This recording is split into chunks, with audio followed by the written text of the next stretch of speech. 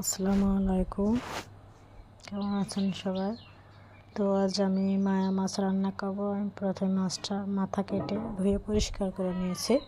এবার কড়াইতে নিয়ে আমি লবণ, হলুদ, জিরা গুঁড়া, বিভিন্ন গুঁড়া মশলা, পেঁয়াজ বাটা, রসুন বাটা, ঝাল বাটা দিয়ে দিয়েছি।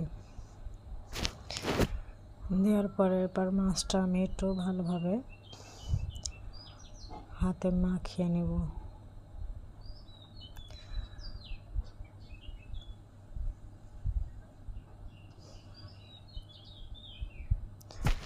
তো মাছটা আমি ভালোভাবে মাখিয়ে নিচ্ছি। দেখুন,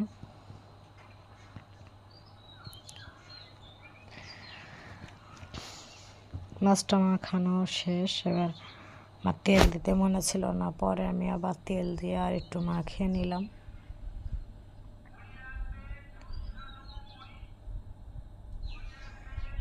তো আমার মাখানো শেষ। এবার আমি পরিমাণ মতো পানি দিয়ে দিব। এবার এটা বসিয়ে দিব চুলায়।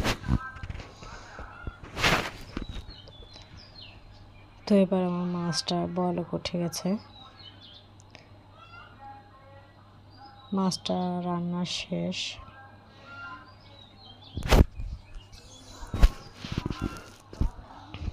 তো আমার মাছটা প্রায় কমপ্লিট হয়ে গেছে। আমি এখন মাছটাকে নামাবো চচ্চড়িতে, মাছ চচ্চড়ি। তো এরকম ভিডিও পেতে আমার চ্যানেলটা সাবস্ক্রাইব করুন, সাবস্ক্রাইব করে পাশে থাকবেন।